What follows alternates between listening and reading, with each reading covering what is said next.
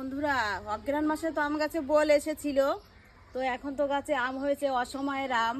এই গাছে 12 মাসই আম হয়। ওই যে এক থোকাই আম হয়েছে, এখানে অনেকটা বড়, কিছু আবার আম ছোট ছোট আছে।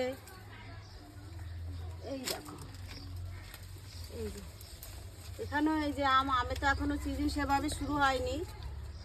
সব গাছেই আমে সবে মুকুল এসেছে।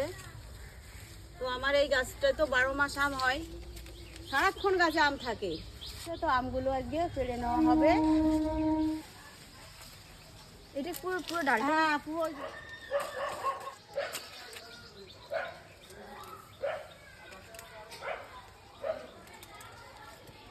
দেখো, আমগুলো কিন্তু খুব বড় বড় সাইজের হয়েছে। এখন মেয়েরা তো বলছে আম পোড়া শরবত খাবে, আর আম দিয়ে কী করা যায় দেখা যাক। আম ডালও হতে পারে। বন্ধুরা, আম ডাল তো আর হলো না, মেয়েদের কথা রাখতে আম পুড়িয়ে আমের শরবত বানিয়ে নিলাম। তো এবার সবাই মিলে আমের শরবতটা খাওয়া হবে। আম পোড়া আমের শরবত গরমে খেতে তো খুব ভালো লাগে। তো এখন তো খুব গরমও না, ঠান্ডাও না।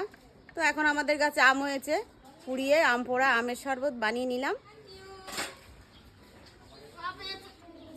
ও কি ভালো লাগছে।